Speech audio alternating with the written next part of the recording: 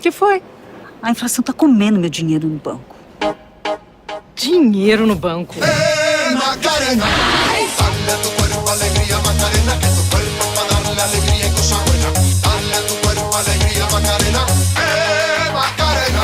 Dale a tu cuerpo alegría, Macarena, que tu cuerpo para darle alegría y cosa buena. Dale a tu cuerpo alegría, Macarena, Macarena.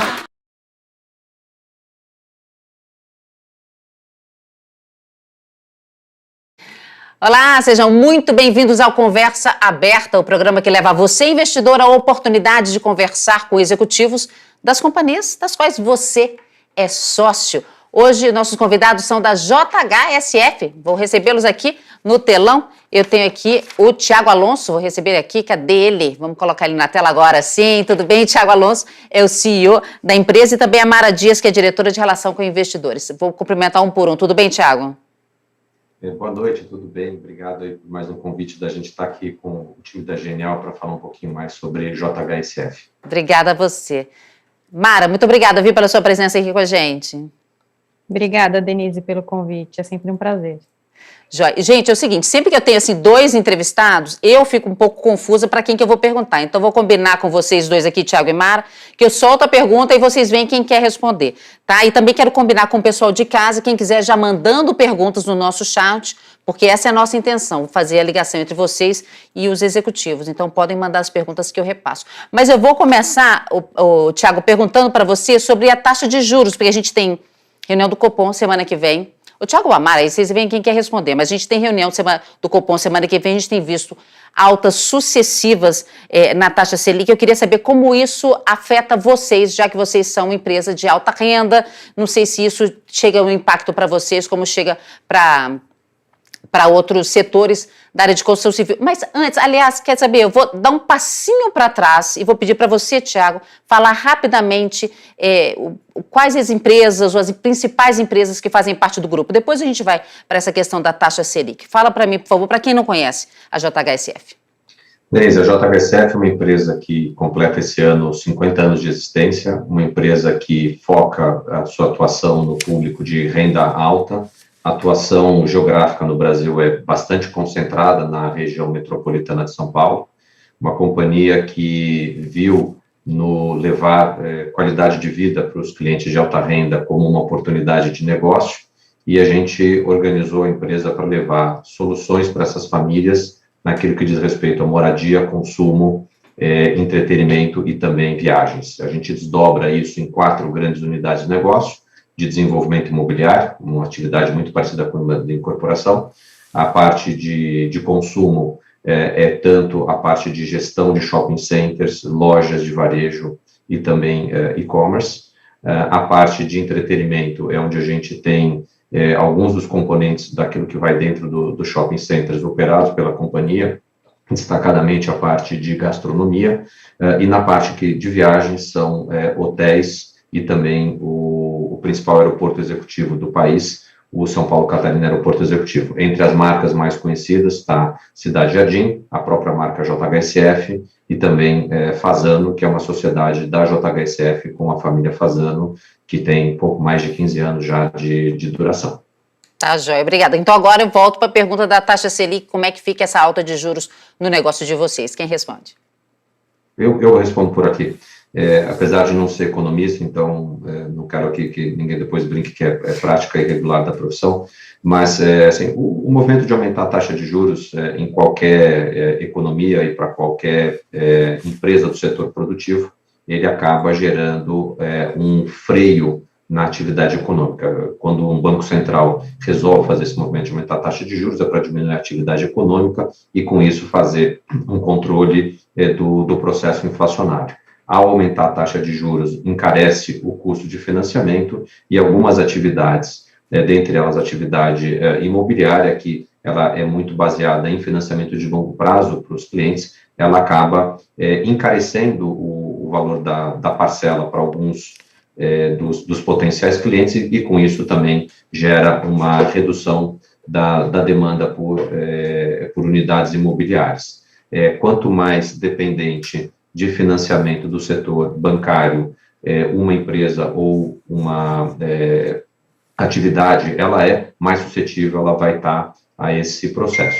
Acho que no caso específico da JHSF, a gente trabalha, primeiro, num nicho da população que tem mais disponibilidade de renda e tem mais reservas. Isso aqui é um pouco das características dessa parcela que é de alta renda. Eu acho que o segundo elemento também é que boa parte daquilo que a gente vende normalmente no cenário de juros altos ou de cenário de juros baixos, isso aqui é feito através de um autofinanciamento pela própria companhia. Então, dessa maneira, a gente imagina que, apesar de terem impactos que vão ser adversos à produção e à atividade real, a gente deve ter, proporcional a outras empresas que são mais dependentes desse financiamento do setor financeiro, um impacto menor.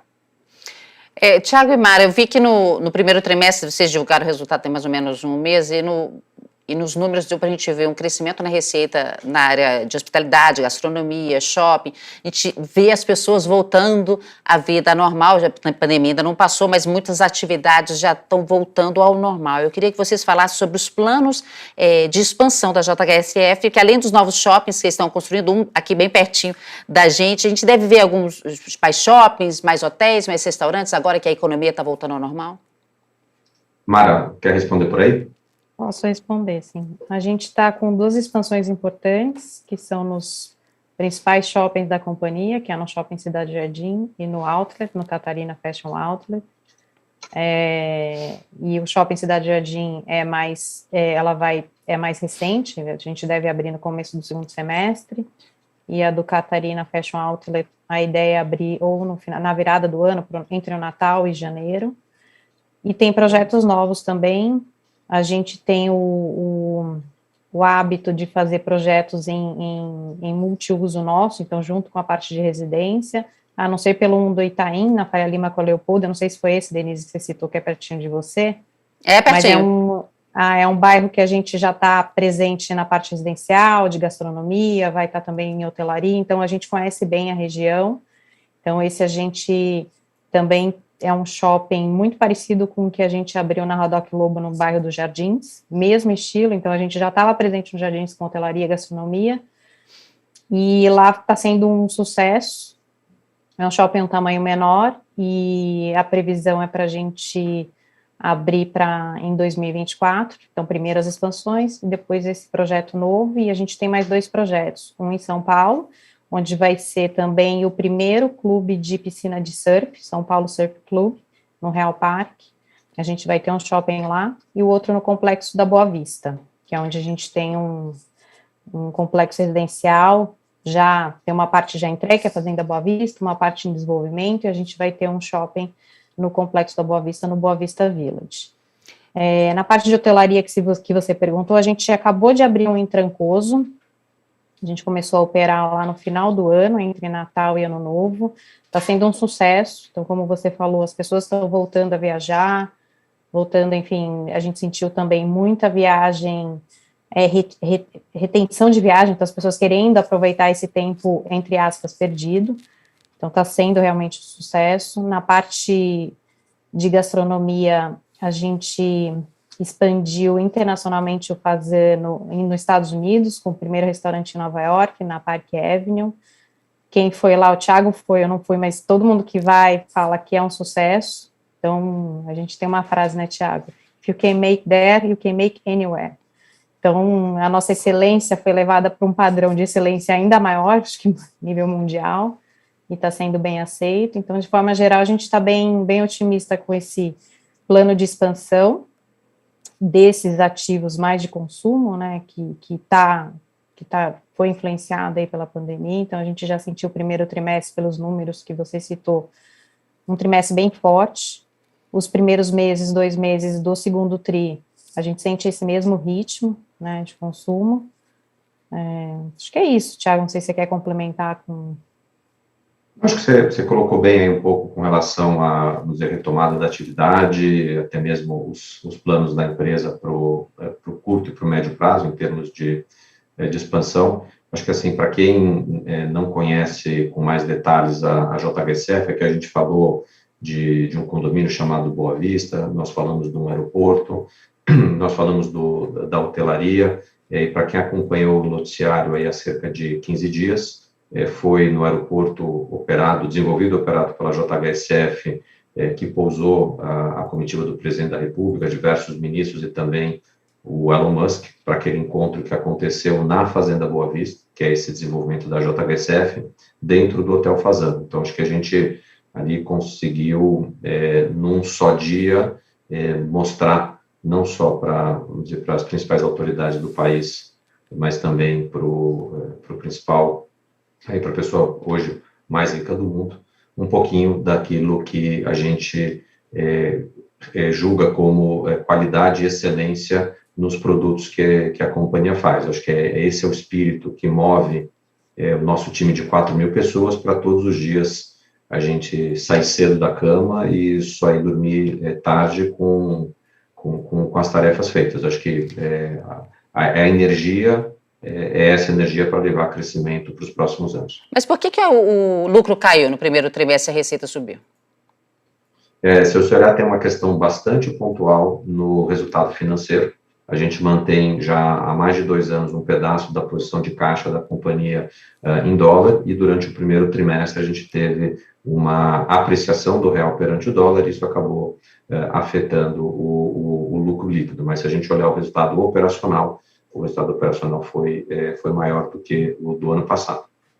Já estão chegando várias perguntas aqui, mas antes eu queria perguntar para vocês, que vocês falaram de vários negócios e é todo praticamente para um público de mesma faixa de renda. Então, vocês têm planos de criar um programa de fidelidade? A pessoa vai posar no aeroporto, vai usar o restaurante, vai na Fazenda Boa Vista, vai no shopping?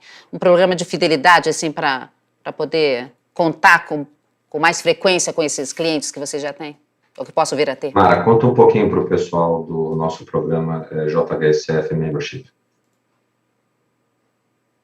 Desculpa, boa pergunta, Denise. Sim, a gente já tem o JHSF Membership, a gente está numa versão com um teste com cerca de 100 clientes nossos, exatamente para conectar esse ecossistema. Então, ele tem uma parte do que ele consome transformada em cashback, a gente chama JHSF Coins, que ele pode consumir em todo esse universo. Então, nos nossos shoppings, hotelaria, gastronomia, e não só isso, né? Ele pode também trocar por experiências que o dinheiro dele não compra.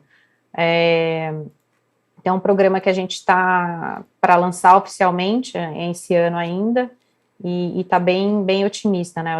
O nome oficial é JHSF ID, a gente já vem falando nos nossos releases sobre esse projeto, e vai conectar ainda mais o ecossistema desse público. Pergunta do Juarez: quais grandes diferenças vocês estão vendo com relação ao número de lançamentos em 2022 frente a 2021? Acho que aqui a gente tem que ser bastante seletivo, e é uma coisa que a gente tem que tomar cuidado para não generalizar. Acho que a gente está vendo um cenário macroeconômico um pouco mais cauteloso, e a gente está olhando tanto a dinâmica do que a gente tem em termos de lançamentos projetados para o interior de São Paulo versus aquilo que a gente também está olhando aqui para a capital de São Paulo.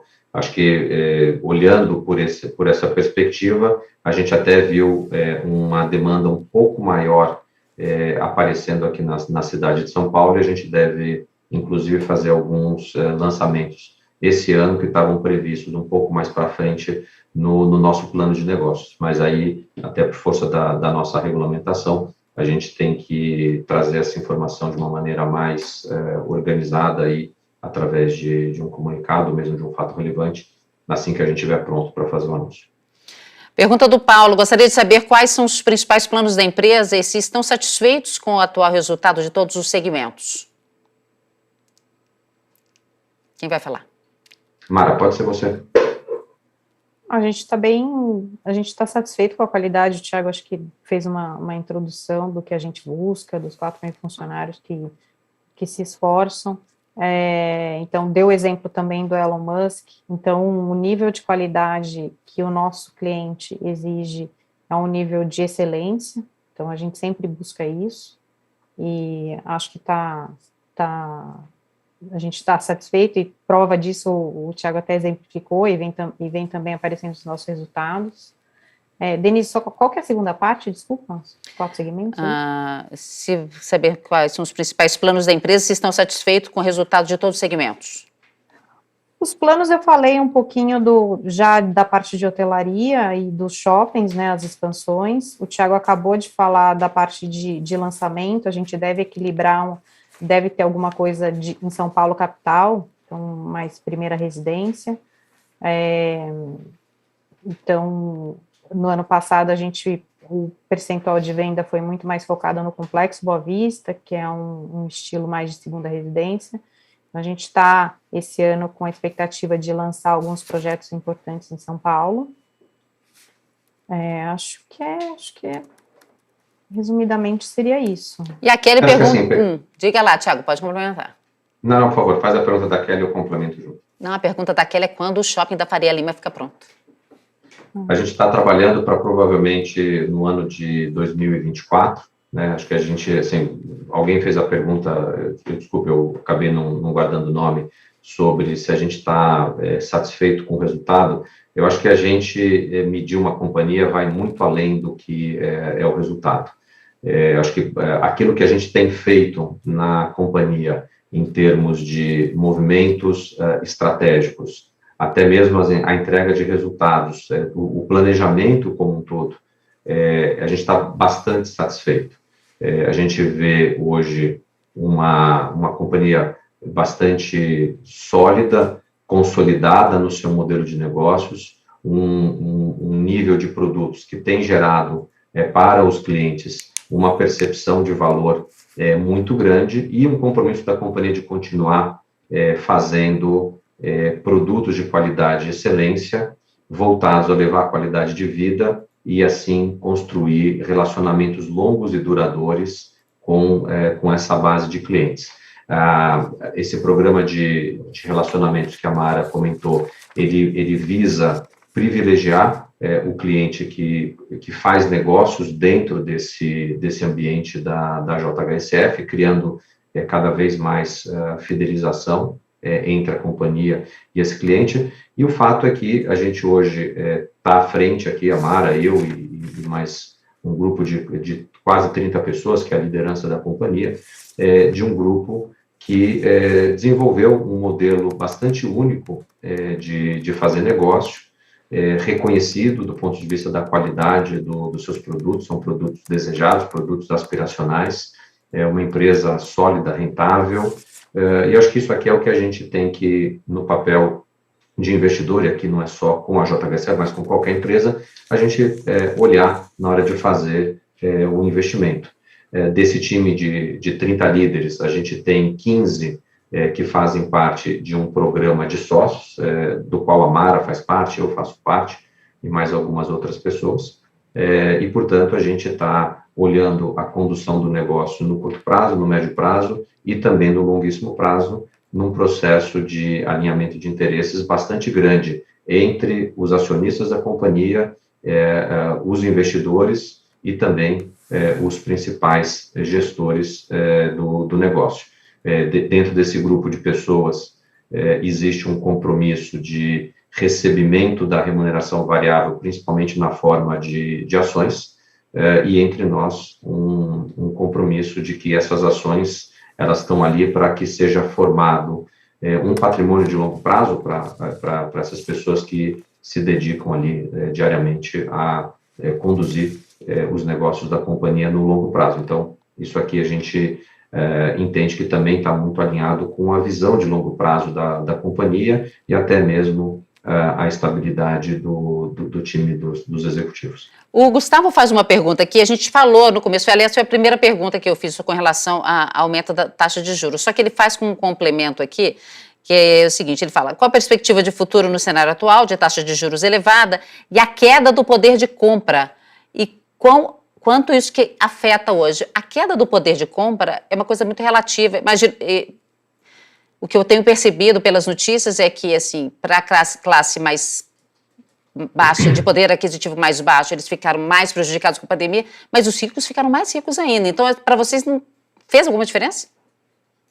Eu acho que assim, a gente tem que entender, e aqui voltando um pouco naquela parte da introdução, de que aumentar a taxa de juros significa reduzir consumo, principalmente das pessoas que, para consumirem, o fazem através de instrumentos de financiamento, o que acaba sendo menos a característica de pessoas que têm maior renda ou maior patrimônio, elas dependem menos de um financiamento para seguir consumindo. Então, esse cenário que está se desenhando de juros mais alto, ele tende a afetar menos o nosso modelo de negócio do que outros modelos que visam atender outros perfis com relação àquele que nós hoje atendemos. Sim, mas e o poder de compra também não mudou, né? Da pandemia para cá, poder de compra, do cliente de você... A gente tem que,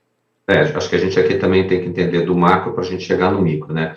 O poder de compra, ele é muito afetado pelo aspecto da inflação.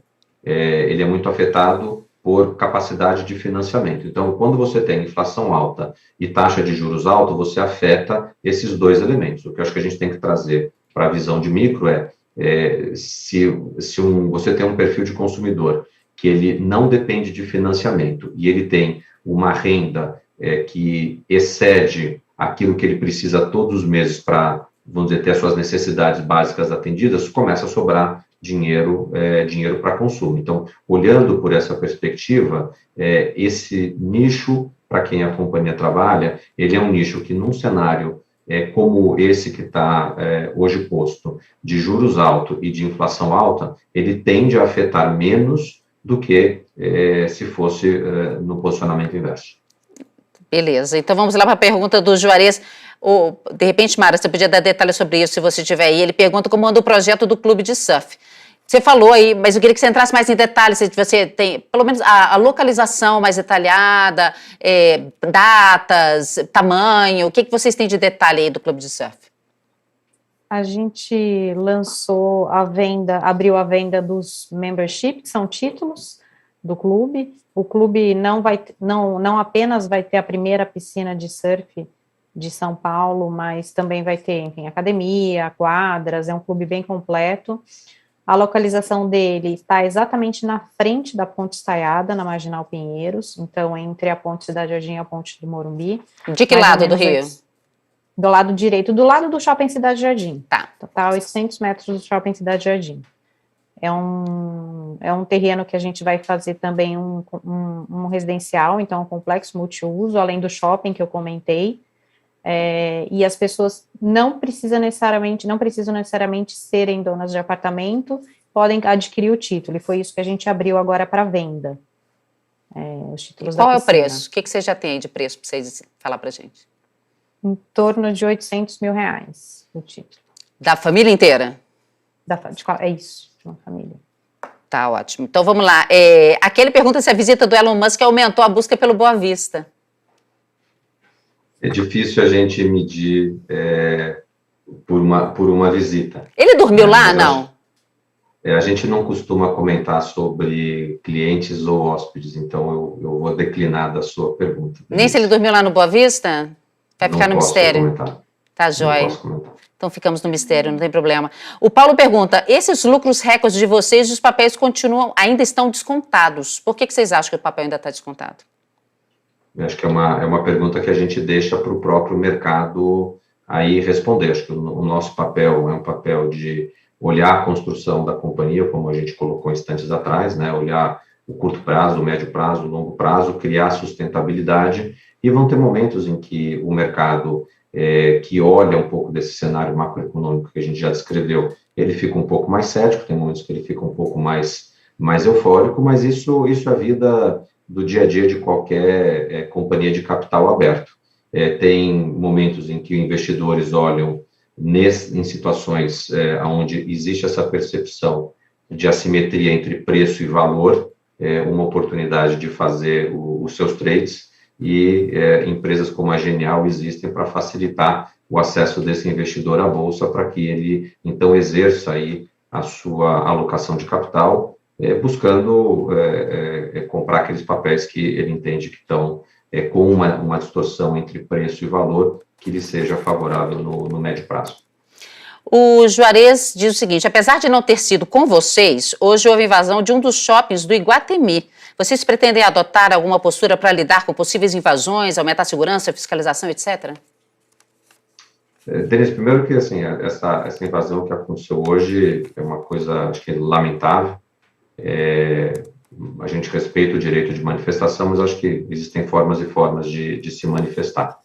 Então, acho que a gente tem um nível de segurança alto, ele está reforçado, e acho que é importante a gente preservar aí a ordem e a segurança de todos os negócios. O Paulo diz: eu tenho apenas uma preocupação com a área de aviação, que é bem custosa. Eu trabalho em um parque aeronáutico, então conheço bem o funcionamento. Ele diz o seguinte: a área de aviação é bem custosa, eu gostaria de saber se esse segmento tem os balanços em dia e se sim, é apenas um instrumento para facilitar o acesso e assim execuível. Eu acho que ele está perguntando se é só um aeroporto para atender aos outros negócios ou se vale a pena o negócio em si do aeroporto. Foi isso que eu entendi da pergunta dele aqui. Eu vou responder a sua pergunta, que eu também não consegui entender de maneira precisa aí a pergunta dele. Não, acho que o aeroporto por si só é um negócio que tem rentabilidade, é um aeroporto nichado para aviação executiva. Para quem não conhece esse segmento, o Brasil é o segundo maior mercado no mundo em termos de aviação executiva. A aviação executiva ela é muito usada para conectar cidades que não são conectadas por aviação comercial. Então, a gente tem no Brasil cerca de 5 mil pistas de pouso e menos de 60 cidades que são conectadas com voos regulares da aviação comercial. Então, é muito comum a utilização de jatos executivos para conectar esses pontos que não são cobertos pela aviação comercial. E dentro do Brasil, a região metropolitana de São Paulo acaba concentrando cerca de 40% dos voos que partem ou têm como destino, que cruzam o Brasil, né? Eles acabam saindo ou chegando em São Paulo. Então, é um mercado grande, até mesmo para patamares globais. Existem 2 aeroportos que servem a região metropolitana de São Paulo, mas são aeroportos eminentemente comerciais, o aeroporto de Guarulhos e o aeroporto de Congonhas, que foram pensados, desenvolvidos e são operados priorizando o fluxo da aviação comercial, que tem um perfil de utilização bastante diferente da aviação executiva. Essa solução de separar aeroportos por tipo de operação é muito comum fora do Brasil. Ela é mais, assim, talvez destacado em cidades como Paris, Londres, Nova York, Miami, aonde o aeroporto comercial foi buscar mais eficiência para o operador através da concentração em atividade comercial, e aí a aviação executiva, também nessas cidades com grande fluxo, acabou sendo destinada a um novo aeroporto. Então, vendo essa situação como um todo, nós construímos um aeroporto bastante seguro, muito próximo aqui da cidade de São Paulo. Dependendo de onde você está na cidade, é até mais próximo se deslocar para o Catarina do que para o aeroporto internacional de Guarulhos. E a gente tem aí menos de 3 anos desde a inauguração, já é o maior aeroporto de aviação executiva no país. Nós inauguramos com 2 hangares, estamos com 8, e num plano de chegar até 17 hangares. Então, é um segmento que a gente conhece bem o perfil do usuário, que a gente acredita e tem visto aí nos últimos 3 anos, né, desde a inauguração, uma rampa crescente de utilização do aeroporto. Na semana passada, nós realizamos lá o Catarina Aviation Show, que foi a primeira, vamos dizer, feira que nós organizamos dentro do aeroporto.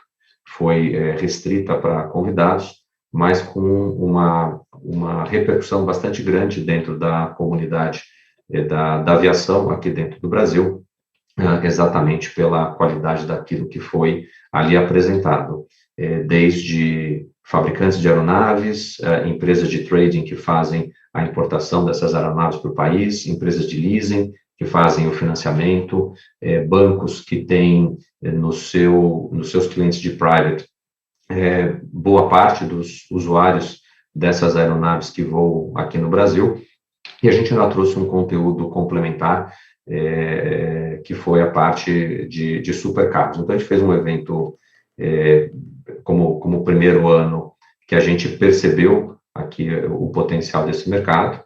A gente pôde apresentar o aeroporto para mais pessoas que ainda não são usuários frequentes do aeroporto, que nos visitaram pela primeira vez, e o que a gente conseguiu colher de feedbacks aqui desses visitantes foi muito positivo, no sentido de mostrar que o que a gente fez ali em termos de infraestrutura está no caminho certo. Portanto, segurança, proximidade com o maior mercado dentro do país, dentro do segundo maior mercado do mundo. Eu acho que aqui é onde está a base para esse investimento que foi feito.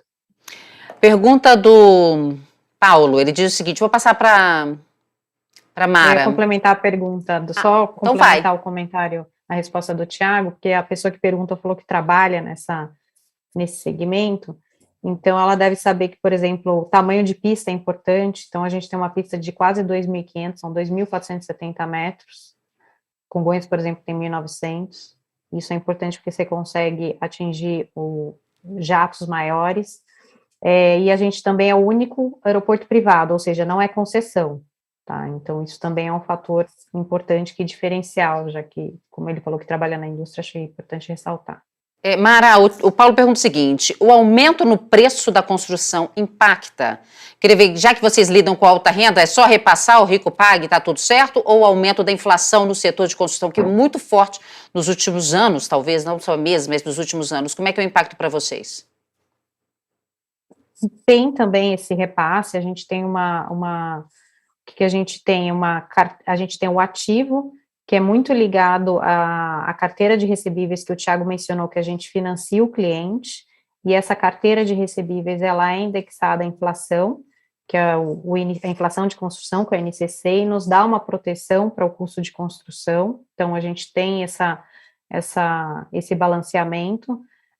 De certa forma, também, a gente tem um mix de custo de construção que é um pouco diferenciado de uma construtora padrão. Então, a gente tem uma quantidade de projeto de loteamento, onde o paisagismo, por exemplo, é um custo relevante, e também a dinâmica de lançamento que a gente tem na companhia, a gente acaba dosando qualquer movimento de pressão de custo e aumentando e conseguindo passar o preço para o produto. Tá? Então, a gente não tem nenhuma pressão, por exemplo, teve outra pergunta de alguém que quis saber de lançamento, a gente não tem nenhuma pressão de lançar e vender, por exemplo, em um mês, ou em um final de semana, que nem a gente escuta muitas outras incorporadoras noticiando, porque a gente não tem a figura do permutante, que é o dono do terreno, que em troca pelo terreno, ele troca por unidades faz uma permuta, né, troca por unidades do projeto e precisa receber, então você precisa lançar, vender e construir para entregar para o permutante. Isso a gente não tem, então a gente consegue dosar o momento certo para lançar, não precisa também queimar estoque, diminuir preço, então a gente tem um apelo muito para a qualidade, não só para o preço. Última perguntinha aqui para a gente encerrar é do Juarez, outra perguntinha dele, está participando da beça, a gente gosta, assim que é legal, viu? Juarez diz o seguinte, quais os principais drivers de curto e médio prazo para vocês, que vocês estão enxergando para a empresa, para um destrave de valor? Aqui, de novo, a questão de preço e valor, Juarez, acho que não cabe a gente aqui ficar comentando sobre valor, acho que o valor é uma percepção que cada investidor tem o seu. Eu acho que o que a gente faz no dia a dia da gestão da empresa é procurar a construção de valor diariamente e uma construção, vamos dizer, mais representativa aí, quando a gente olha em prazos mais alongados, né? Então, eu, de novo, não tenho uma resposta aqui específica para você, porque a nossa cabeça de entregar valor é ver cliente feliz com o produto que recebeu, famílias que se unem também nesses empreendimentos que a gente acaba desenvolvendo. E no final do dia, para a gente, é assim que a gente acredita que é a construção do valor. Portanto, criando relacionamento de longo prazo, que leve melhoria de qualidade de vida para os nossos clientes e que percebam no produto da companhia qualidade e excelência. Isso que a gente faz como empresa há 50 anos, que é a nossa maneira de acreditar que assim se constrói valor. Ok. Então, a questão de preço e valor, mais uma vez, aí acho que ela passa por uma série de outras interferências que a análise financeira permite aí você ou outras pessoas que também aqui estão nos assistindo de arbitrar o quanto é que isso aqui está positivo ou não. Ok, queria muito agradecer a presença aqui dos nossos convidados, Thiago Alonso, CEO da JHSF, e a Mara Dias, que é diretora de Relação com Investidores, que em breve será mamãe também. Muito obrigada pela presença dos dois aqui com a gente e até uma próxima oportunidade, viu? Um abraço para vocês. Tchau. Tchau, um abraço. Obrigado, Denise. Obrigada a vocês. Tchau, Denise. Boa noite, pessoal. Tchau, boa noite. A você de casa também, muitíssimo obrigada pela companhia. Compartilhe com seus amigos investidores no mercado da construção civil, no mercado de alta renda, você vê. Com a JHSF, que atinge um público bem específico, que não está sofrendo, ou que sofre menos com a crise econômica, com a queda da renda. Então, para você que assistiu aqui com a gente, deixe seu like, compartilhe com seus amigos, se inscreva no canal. A cada 15 dias, conversa aberta aqui no canal da Genial Investimentos. Muito obrigada, um beijo e até a próxima. Tchau.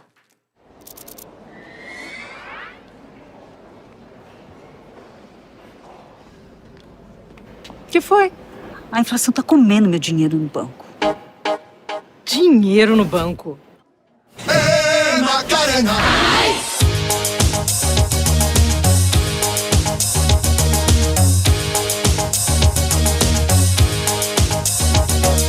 Dale a tu cuerpo alegría, Macarena, que tu cuerpo